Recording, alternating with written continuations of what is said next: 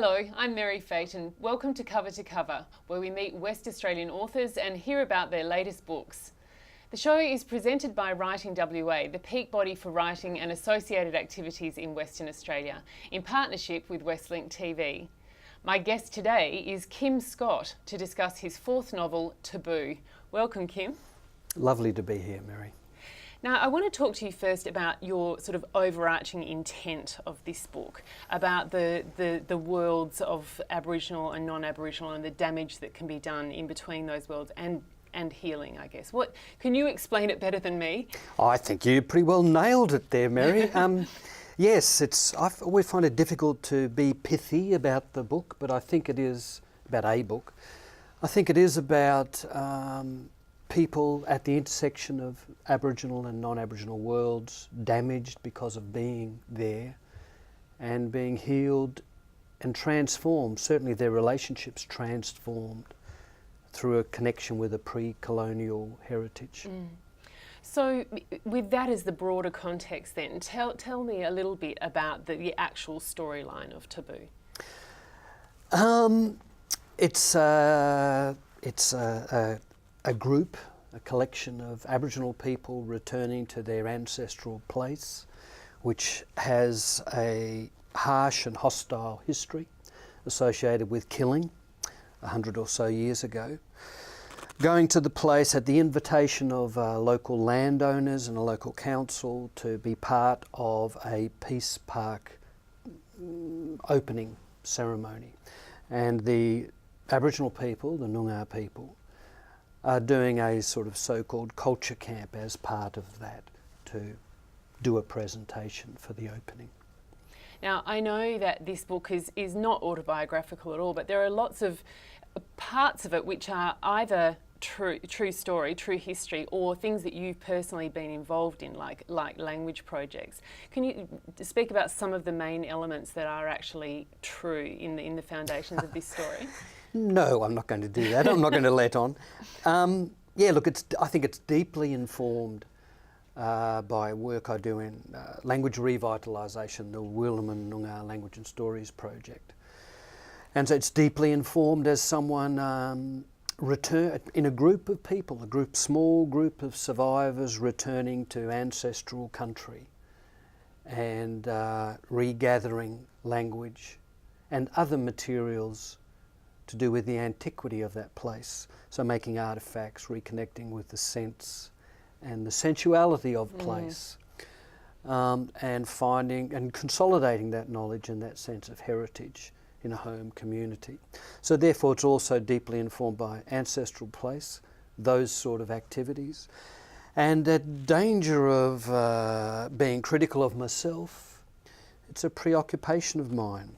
An epigraph to one of my earlier novels talked about an historical massacre along the south coast. And it is something I return to and find ways out of the impasse that historical situation represents. And there is a memorial to that massacre, in fact. There is a memorial to an historical massacre on the south coast at a place called Coconarup, with which I was involved some years ago. So as I said, it's informed by that sort of experience, but I would like to think, well, it certainly is fiction, it elaborates upon those historical events, upon that particular country, and the people, ourselves, engaging in these sort of activities. I think it applies across the continent, if not further. Yeah, and what I found really exquisite about this book is that, I mean, a lot of books use landscape as a character in some way, but in this story, the landscape is almost God. Oh, that's very sweet of you to say that. That's very sweet of you. Thank you for that. I did want the perception of the landscape to change, so I did a bit of genre hopping in this novel, and one of the genres I'm working with, I think, is the Gothic, and that idea of a hostile landscape, and this is part of the transformation. I wanted to change that as you go through the story, to move from a hostile landscape to one that is recognising its people, its characters, and welcoming them. And about that connection being, I mean, almost as a spiritual kind of connection where one almost can't be whole without it, without being in the right place. Yeah. Look, no, I'm really pleased that you had that sort of response. Yes, it's about re-establishing connections between characters, between people, and their context, historical and particularly the landscape way. So I paid some attention to and they're visiting sites, which is in itself very important about landscape. So the shifting rhythms of place, the rhythms of the moon, sun, wind, what plants are doing, what animals are doing. And the idea of the now being an intersection of all those sort of rhythms, if that's not getting too cerebral. Well, having read the book, it makes perfect sense. Well, let's talk about some of the characters in the book, because I'm interested that your main character is Tilly, who is a young woman and vulnerable in the space that she's in at this time of the story. Why was it that you chose that kind of character to be central to this story? Initially I didn't. She was going to be a minor character. And in fact, when I shared with my wife that it was becoming the female protagonist was the key one in the novel, she admonished me. So I hope it's worked out well. But it was very much about vulnerability and power relationships. So getting a correspondence between our history, between Aboriginal and non-Aboriginal worlds, and the power motifs that are in there, and the idea of an innocent blundering into this hostile circumstances. It seemed to suit a young woman, and that vulnerability and her openness as she's wondering, without articulating in these words, what does it mean to be descended from those that first created human society in this part of the world? What does it mean living here at this stage of our history? She doesn't articulate it like that, but she is in that situation. Because she's only recently discovered her Aboriginal heritage at that point. Yes, yeah. And quickly becomes sensitised to the empirical indicators of what it means to be Aboriginal, the negative social indicators, and experiments with taking on some of those as part of her identity. And that is part of being vulnerable and walking your way into, blundering into a difficult social situation. So then before Tilly became the main character, who did you think it was going to be? Because there are the twins. Yes, it was going to be one of those twins, and then suddenly they were twins. Was one guy who divided? Yes, Yeah. yes, and that was early on. That was just part of the sort of fun buzz of writing, to amuse myself and see what goes on, and also because it is informed by real work that I'm doing, story work, but also people. And at early stages, about then when I was shifting those characters around, I wasn't sure, of course, that it would get published. So it is sort of in jokes. So I do know a few sets of twins, and I thought it'd be fun to have one goodie and one baddie, and to mix the two of them up. So yeah, very, very, silly. But I think it works in the novel. It wasn't silly at all. Early on it's silly. Yeah. I'm interested in how your book forms, because it seems that it's not at all a linear process. I've talked to authors before who start at chapter 1 and write the book, but it's not at all the case for you, is it? Generally not. No, that's very true. However, to some extent, this one may have been because, and we haven't talked about this before, Mary, there's a motif in some of the old Noongar stories that I've been working with. There's a motif of a character facing challenges and contest. It's an archetypal sort of plot trajectory that comes up in these really old stories from our part of the continent. Facing challenges and contest, a young character who is seriously damaged, sometimes killed, often killed in this experience, and is eventually healed, sometimes brought back to life and resuscitated through language and through family and community members. So I had in my mind how to perhaps use that motive, but not be exploitative of those old stories, and to place it in a more contemporary context. So that explains a lot of Tilly's trajectory as well, I think. Absolutely. In terms of the healing side of things, I think it would be great to talk about the character of the farmer, Dan Horton, who, alongside his recently deceased wife Janet, are living on the land, on the site where this massacre had occurred, and want to help to create some reconciliation with the traditional owners. And I'm interested in, I guess, in the current conversation that we're having around the country about memorialisation of post-colonial achievements. Yeah. What you want to be able to say in Taboo about the value of creating a memorial, in this case the Peace Park, that Dan and his wife wanted to help create. What's the value of that to traditional owners? It's about acknowledgement that we agree to a considerable extent on our interpretations of history. So that's pretty tricky, just to get to that agreement in the first place. And in the doing of that, it opens a door to further speaking and listening, or further storying. It opens a door to we want to talk about and we want to listen to other voices than to do with our history, other than just the bronze statue in the stuffy costume waving a telescope or some other implement at us. And I mean, what's interesting, I guess, is that they don't do it perfectly. It's clumsy in a lot of ways, but I guess the intent is still good. Is that enough often? That's fundamental. I think the intent, I spoke before about the importance of listening and about opening a door.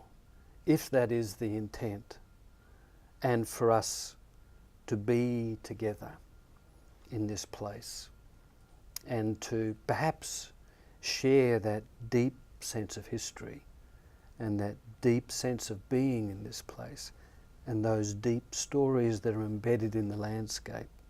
Yes, it starts with intent. Reconciliation is a phrase that, like the characters in this novel, that needs inverted commas around it, and I'm rather sceptical about. But reconciliation is about intent largely, and it's a continuing process of negotiation and refinement and enrichment, I think. Yeah. It's not just something, click your fingers, now it's done and it's over.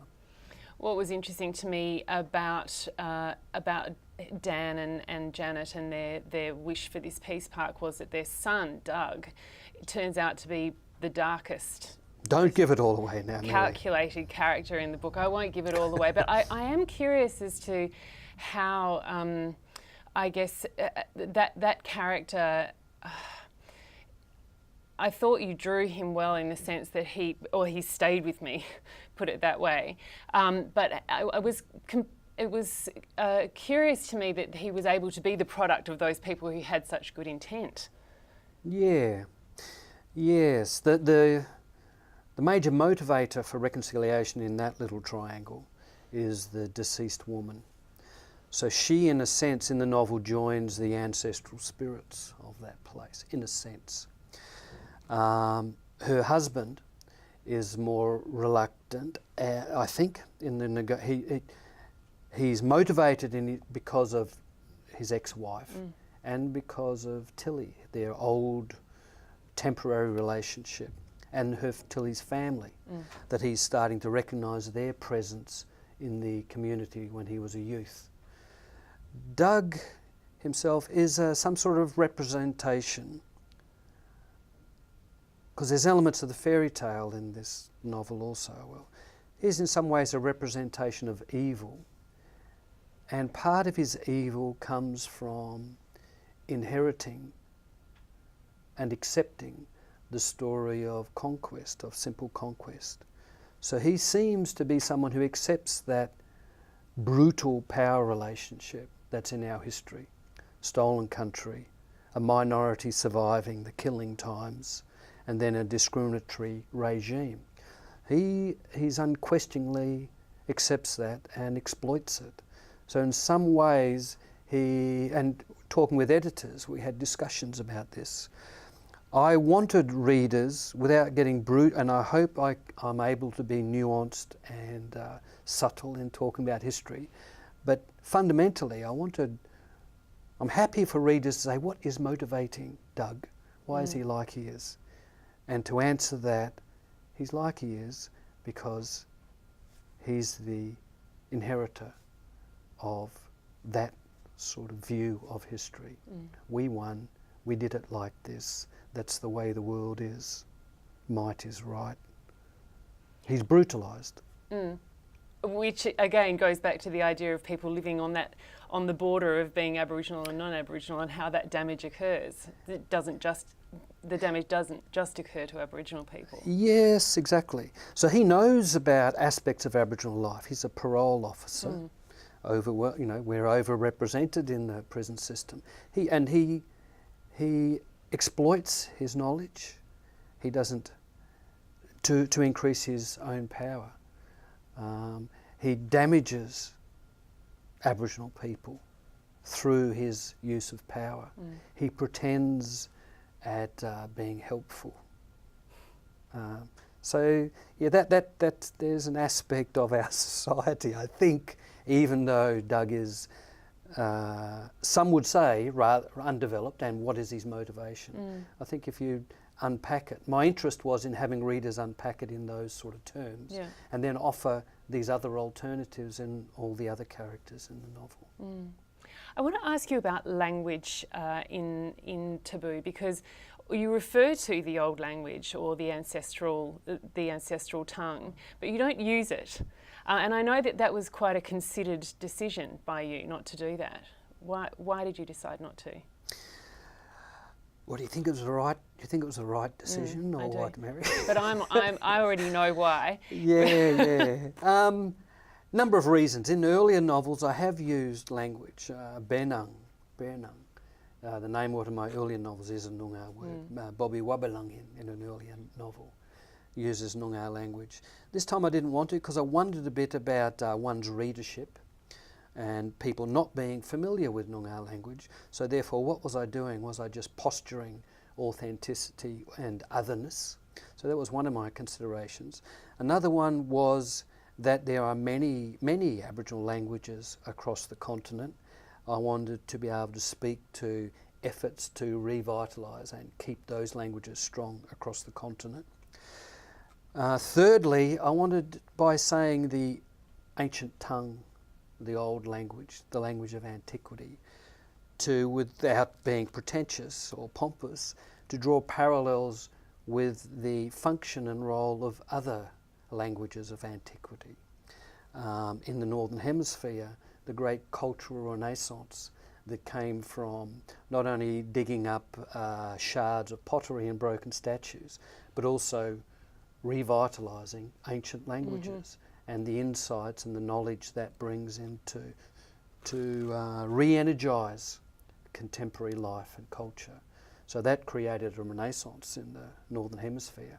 What might it mean where we live? Not only shards of pottery and broken statues, but stories embedded in landscape, where landscape is text, and an even older language. What might that mean to us? How might that revitalise our culture and what it means to be living here? And that's exactly where I was hoping you would go with that, because we talked about the landscape and how critical it is, but do you believe that language is equally as important, or perhaps even more important, in terms of, I guess, getting back to that pre-colonial connection and really, taking culture back? Yeah, it's not just so much about getting back there, it's going back there and then using the momentum, using that as an impetus to carry you into the future from there. Previous work has dealt with that.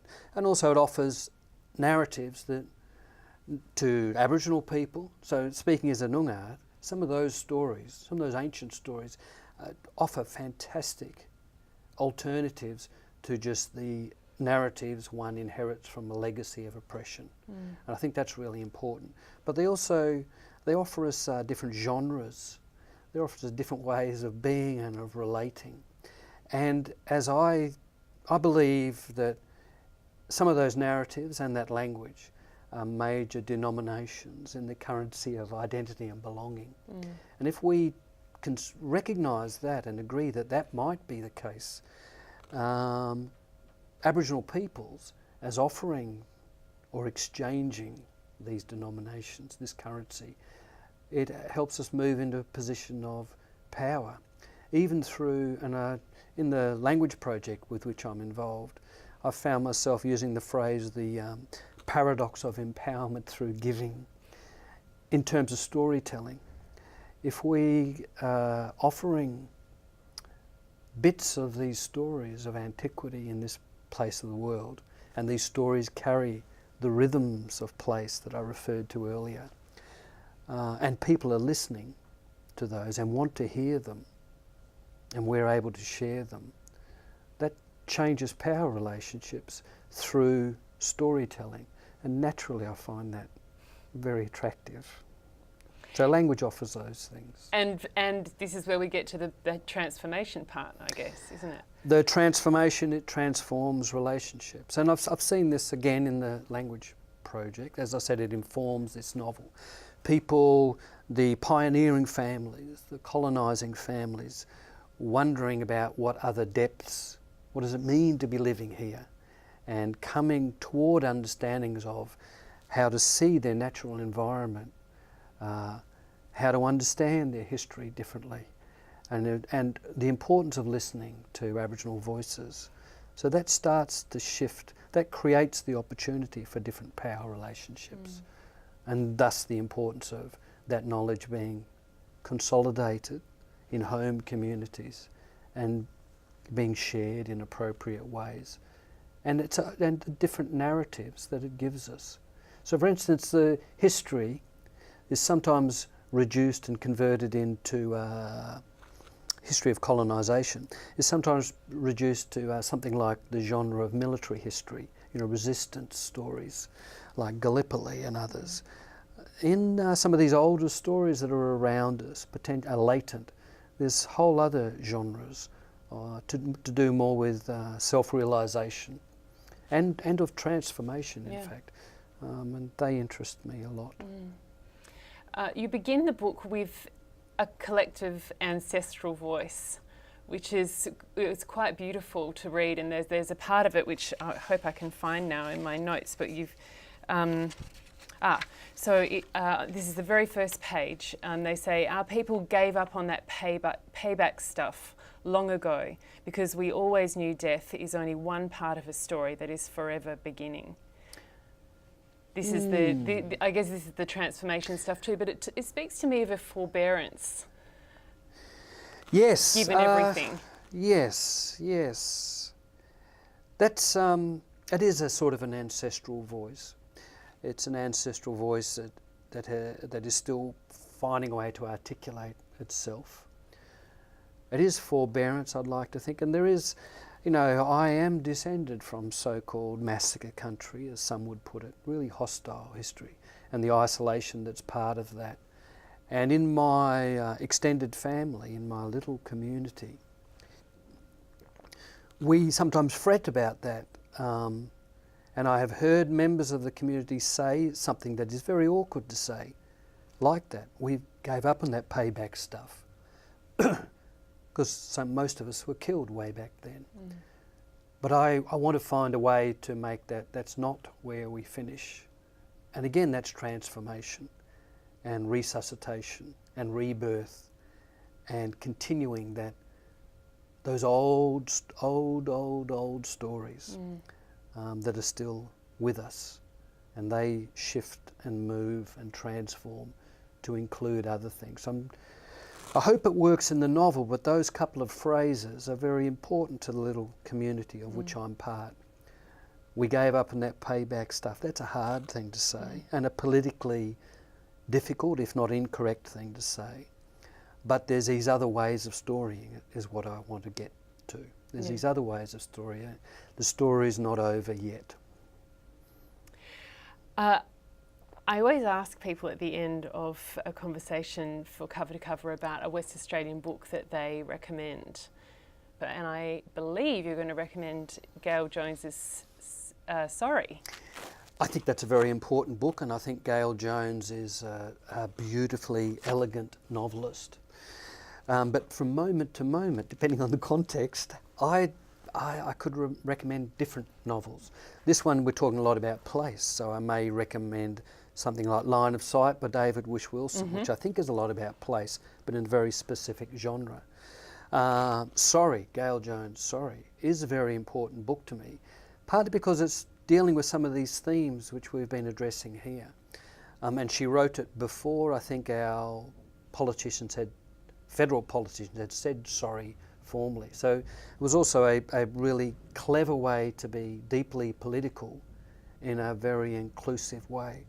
And it's also one in which she has an Aboriginal character, and often, and I think we were talking about this previously, how do non-Indigenous writers include Aboriginal characters, and I think Gail does it beautifully in that novel through point of view and structure. But then in the 24 hours since we've spoken, and I hope this is all right, Mary. It's absolutely fine. I'm interested in what else you'd like to recommend. I was thinking about Joan London's The Golden Age. And this came to mind because she, like Gail, and they're female writers, I realised, I was thinking of Tilly, is a really elegant novelist who uses silence beautifully, and in which readers have to move into gaps.